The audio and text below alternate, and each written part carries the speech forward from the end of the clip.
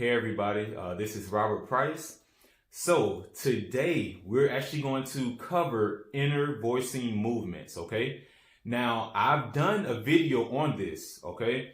But I actually want to explain it more so you guys can really grab the concepts behind it and, take it and make it your own, okay?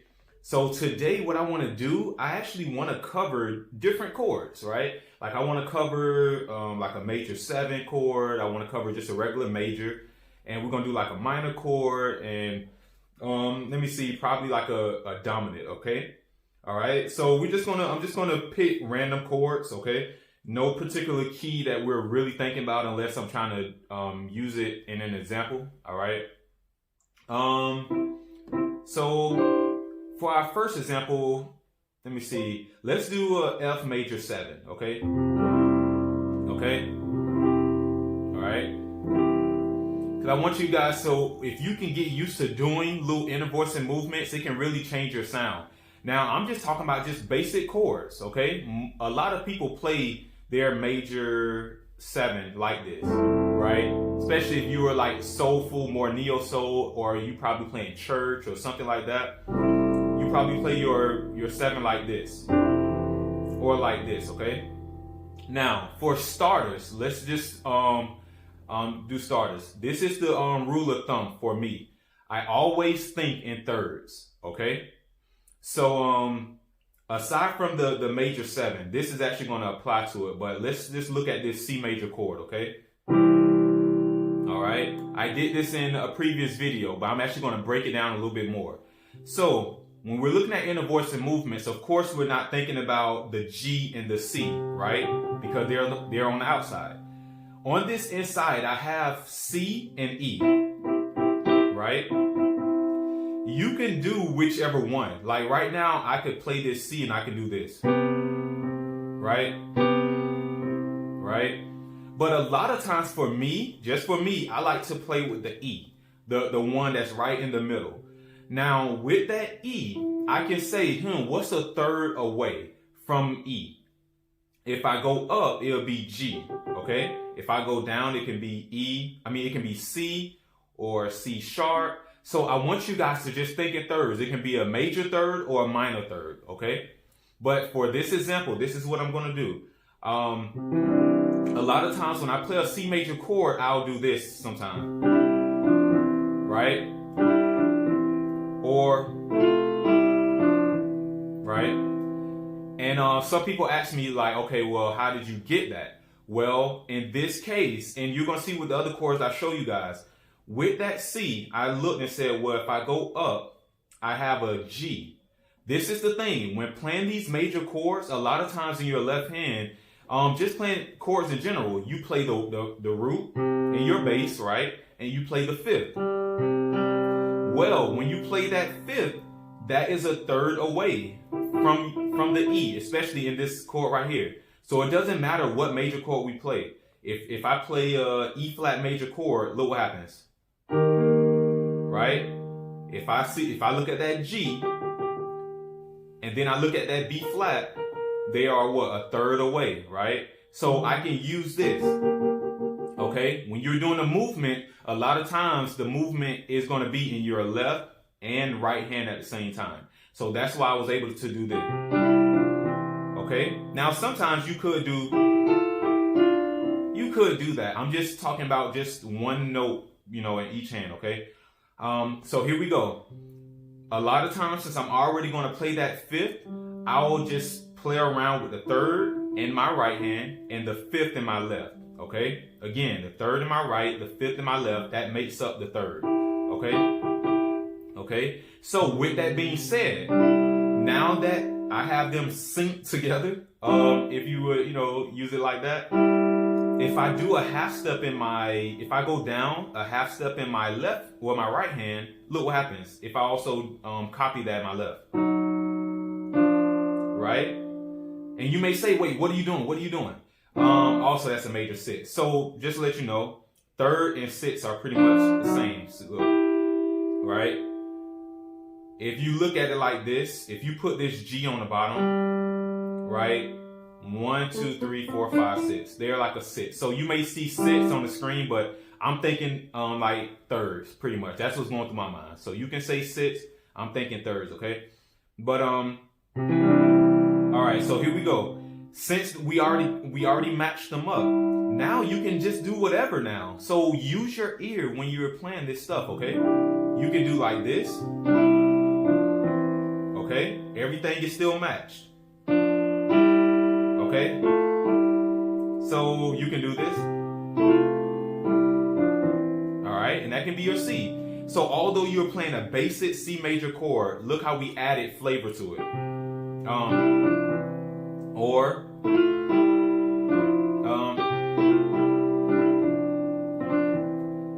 And I just made that up just to add some more feel to it, okay? So that's how you can start. You know, you can just think, okay, if I'm already playing the 5th in my left hand, the root and the 5th, any major chord I play, that's already going to be a third apart if I'm using that middle note, okay? I don't want you guys to be confused, okay?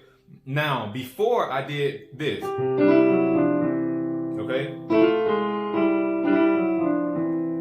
You can do something like that. This is why I was able to do it. I could have done this. And I hear a lot of people do that. I know you guys have heard something like that, right? So yeah, you can do that. But for me, what I wanted to do was I wanted to say, I wanted to do that chromatic movement in my left hand. But once I drop down to the F, they're synced again, right? Okay? So that right there, it just comes to your creativity pretty much, guys. So I don't want to make this super complex, right? Just being creative, you can just think like, you don't have to do that, you can do this. So you see? And I did that by just saying, well, let me just do some half-step movements, but still get back to my core concept, okay? If I do this,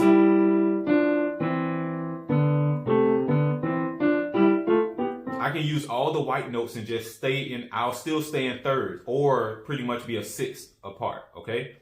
So that right there, honestly, is enough to change your playing, especially if you're going to play just a root position chord. So if I was doing this from the C to the F, for the F, I can do the same thing, okay? Now, you also want to understand what key you're in, okay? Because a lot of times, let's say if we're still in the key of C, we can do this. But what about this? Okay? You see, although I'm in the key of C, what I said was this. Will that third sound better like this? Or like this? Okay? So although I'm in the key of C, when I went to that F major chord, I thought about the scale of F, right? Okay? So it's not trying to get too complex. You just want to know your scales.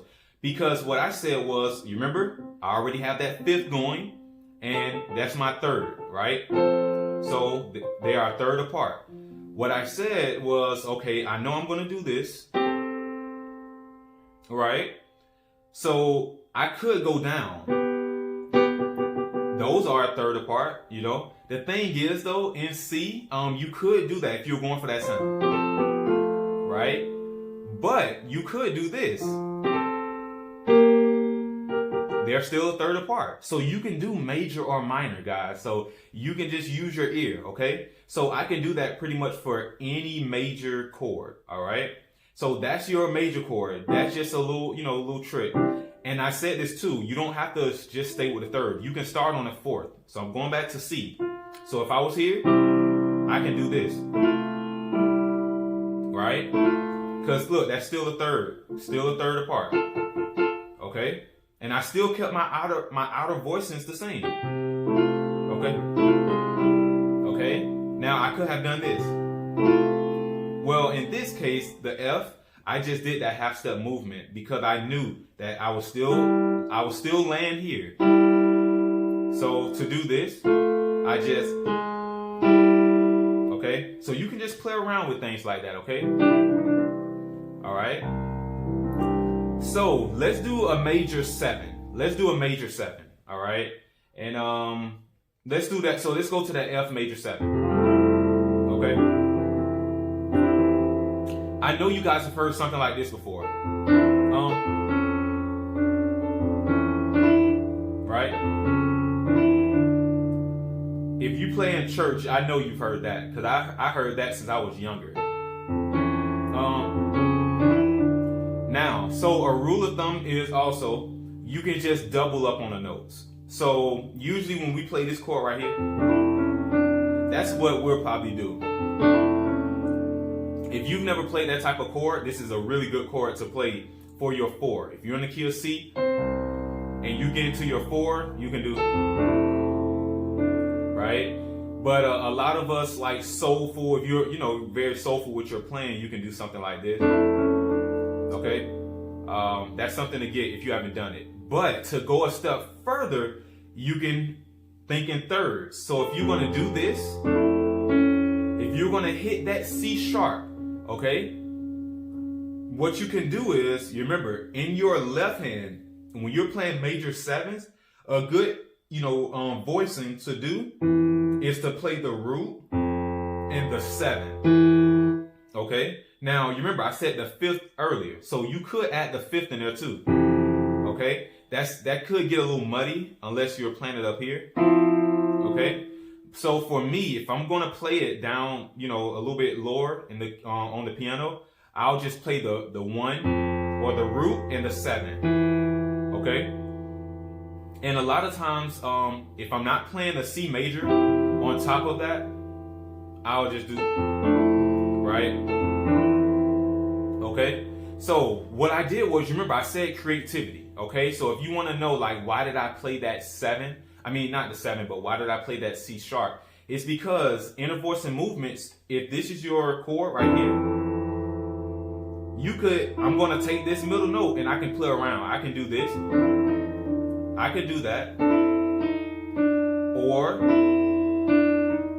anything. Like, I want you guys to kind of make, get your own ideas, but a popular movement is this. So if we double up, we could do this. Okay? Or we could do this. Right? The reason why, because when I went to that C sharp, I said, well, a third away from that, and in this case, it's a minor third, is E. Well, you remember what I told you guys? I'm already playing E in my left hand. So that's what I was saying. It could be a slow process if you're really just getting into playing inner voice and movements. But a good exercise is, if you're going to play a major 7 in your left hand, if you're going to play the root and the 7, and let's say you're playing something like this, or, right? And a lot of times I'll add that A, right? F major 7. What I'll do is, I can go and say, well, what's a third away from that 7 already in my thumb? Okay? So I'm thinking in thirds. So what's the third away from that E? I can say, well, it can be a G, right? But then that would probably cause, I would have to do something else, maybe have to move my fingers around in a fancy fingering or whatever. Well, in this case, this already feels pretty comfortable if I do this, right? So I can look down and say, well, I can go to that C sharp. Okay? Now, we don't want to just stay here because it's like it has to be resolved, right? Okay, so think of a melody. You could just do this, right? Or you could double it up. So you can either double it up, right? Or stay in thirds, right? Right? Well, add a melody. A lot of times it's really good to be more melodic, so you can add a melody to that, right? Now, if your fingers can't reach that, you can hit the F,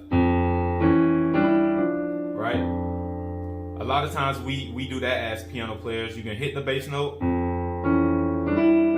right? And then, you know, you can just kind of do your moves then. Okay, so remember that? You remember when you're on the E, you also have that G in the bottom that you can always go to. So this is going to translate to other keys and everything, okay? Okay, that F and D, okay? So it's saying, you see it says a 6, but you know, 6 or a third. You can look at it however you want. Okay, or if we wanted to, we can go a step further. Okay. Okay, I just made that up just now just to show you that you can add whatever feel you want. I just want you guys to get the concepts down, okay? Okay. Let's take this up another key. Let's go to C sharp. Okay? If I was to play a F major 7, F sharp major 7, you remember this? The same chord. In this case, it would be something like this. Okay? Okay? So it's the same thing. But what I would do, of course, my thumb is already on that 7. So if I'm going to do this, you see how I, okay? And then I'm staying diatonic too, because this is in the scale. Because with me hitting this F, if I'm trying to be more melodic, I could go here, right? And because you would ask, well, hey, that's a third apart. But you could do that, but long as you resolve it some way, you know, that makes musical sense, right? So you could do this. I never done that before, but right? I don't know. So for the most part, I usually do this. You could do this. See what I did? Okay. So I just want to show you guys that. So that pretty much can, you know, get you started with doing these major 7 type movements, because we all kind of play these type of chords. You know, these open chords, right? If you wanted to play it a little bit, you know, closed in, right? I usually don't do a lot of movements, right? When it comes to playing it close. But you can, you know, there's a lot of notes in there. So at that point, you can kind of choose which notes you want to play around with. You still got your outer notes. So if your 5 is this, you could play with this, you know. But I don't really do too many movements when I'm really close like that, okay? But I'll let you, you know, explore with that, okay? Let's look at a minor chord, okay? Let's look at a minor. So let's do an A minor, okay? Okay? Now, with this A minor, I'm going to treat it the same way I did with that C major chord. Of course, look, I'm playing the 1 or the root and the 5, okay? Now, many of us don't play just a regular minor just like this. But I'm just gonna start off with this, and then we'll go to different inversions, okay? So just stick with me. I know this is a different type of lesson, but I feel like this can really bring a lot of value, okay? Okay? We could do something like this. You know? You see the type of feel that you're creating right now with this minor chord? You see?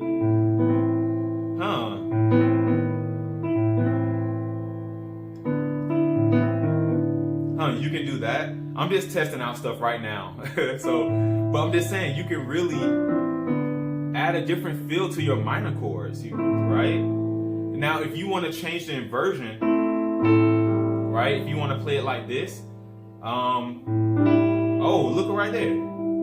So you could.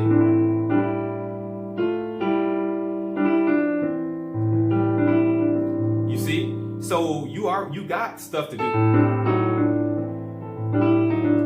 You know?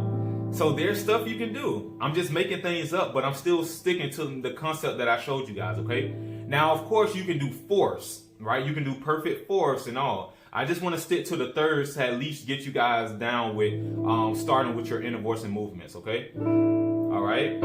Even with your, now when I do this inversion, you know, I always do this type of movement, okay? So that's what I did with mine, okay? When I'm playing it this way, whether I'm doing a C sharp minor, or I mean a B flat minor, right? I could do like a, you know, just one note in each hand type thing.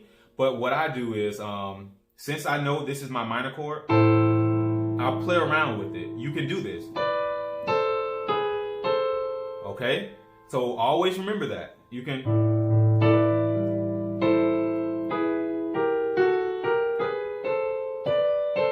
Okay? So that's a really cool trick to do.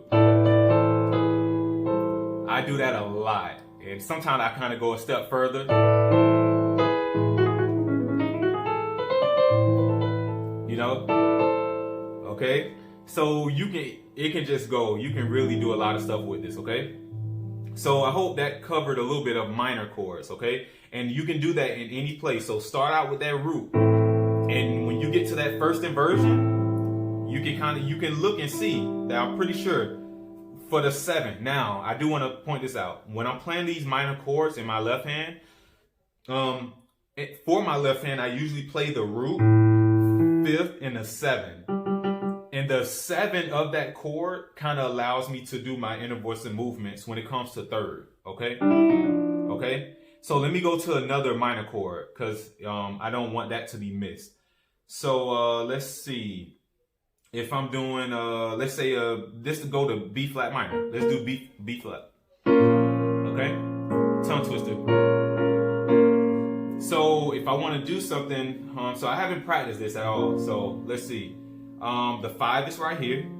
There go my 5th. I got C sharp and F.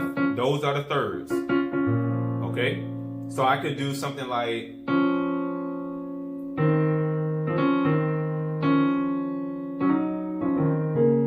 Oh, I like that. Yeah. It adds just a dark feel. I love that though. Yeah. Okay. Now, of course, another 3rd, you could have done this. You see? Yeah. See? So just use your ear and just be creative with it, okay? All right. So now I want to play around with it now.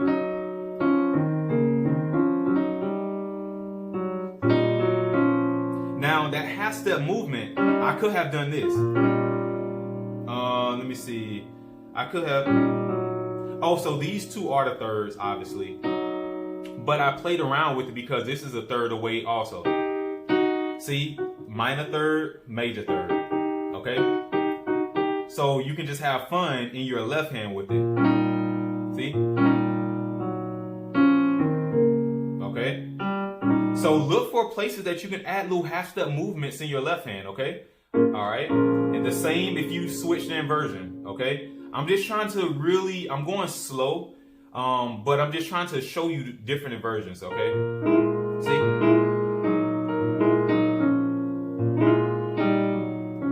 Okay? That's another way you can do your, your different inversions. Now, of course, usually when I get to that second inversion in my minor chords, I'm always looking to play around. Right? So you can chord it like that. I still have the F there in my chord. That's a good way to do it. Okay? All right. So let's do a dominant chord and then we can get out of here, okay? I don't want to have this video being too long, all right? Let's do a C sharp dominant, okay? I'm going to think of this dominant chord. I could think of it as being a 5, right? C sharp dominant to the 1, right? Well, yeah. Or this can be a 2, right? C sharp is the 2 in what? B, right?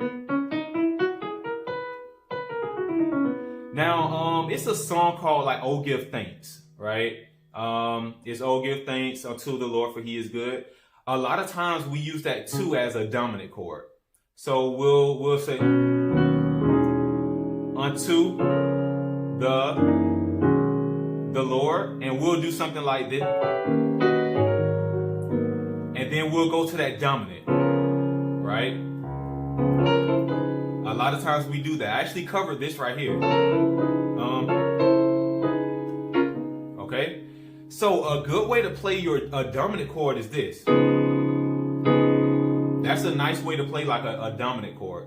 Of course, you can add the third to just make it a straight C sharp dominant. But a lot of times you can do this. Now, as far as inner voicing movements, right? You can look at the E flat. Now, right now in my left hand, I'm not playing anything that's a third away from that E flat. But you can change that because you could just do this, right? So, right? You can do, but that right there sounds more like I'm resolving something. So what you could do, you could play this. You know, you could do, and then, you know, you can, finish off with a 5. But I just want to show you this dominant chord. When you're on the dominant chord, you don't have to stay on a dominant. You can change it to a diminished chord. Okay? My previous lesson, the last video I did, I was saying how on my 1, I switch it, and if I'm doing like a 5-1-4, on that 1, instead of playing a dominant chord, I can probably do a diminished chord. Okay? And if you know a little bit about theory, you know that a 5-1-4 is the same as a 2-5-1 in another key. So if we're gonna stick with this C sharp, okay? If I'm in C sharp, if I'm doing a 5-1-4, that's in C sharp, okay? A 5-1-4, that's it right there. But if I'm in the key of let's say, if I'm in the key of F sharp, that is a 2-5-1. Okay? So these chords are the same, but they are used differently in different keys. I'm pretty sure some of you guys already know that, so I'm not going to stay on that for too long. But with this dominant chord right here, it don't always have to stay dominant. So sometimes I would do this. Okay? I would change that dominant chord to like a diminished. Okay? Okay?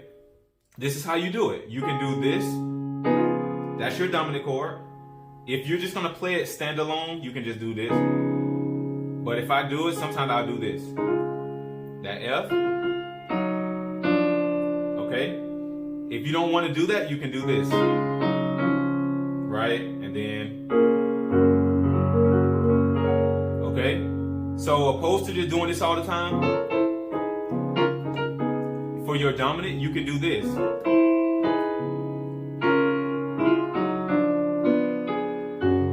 Okay? So I'll just show you something really quick. So let's say I'm on a 2. If I'm in F sharp.